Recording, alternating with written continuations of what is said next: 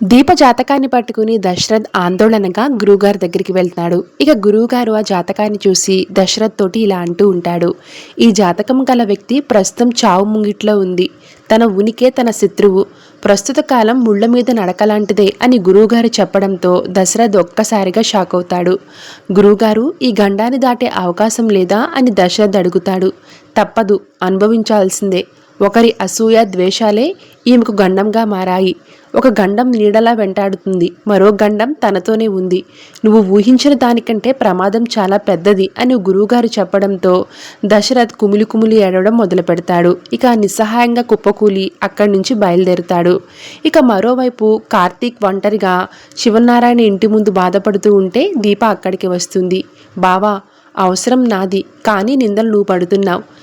నీకు నేను చాలా పెద్ద అన్యాయం చేస్తున్నాను.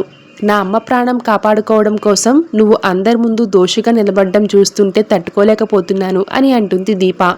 దాంతో కార్తీక్, పర్వాలేదు దీప, నిజం తెలియదు కాబట్టే వాళ్ళు అపార్థం చేసుకుంటున్నారు. మనం తీసుకున్న నిర్ణయం మీద నిలబడాల్సిందే అని చెప్తాడు. దాంతో దీప, మోసం చేశాడని భర్తనే వదిలేసిన మనిషి నా అత్తయ్య, అలాంటిది కొడుకుని వదిలేయడం ఆమెకు పెద్ద లెక్క కాదు అని దీప అనేసరికి, ఆపరేషన్ జరిగే వరకు ఎన్ని అవమానాలు ఎదురైనా భరించాల్సిందే దీప, నీకు ఏమీ కాకూడదు, అదే నాకు ముఖ్యమని కార్తీక్ చెప్తాడు. Thank you so much for watching.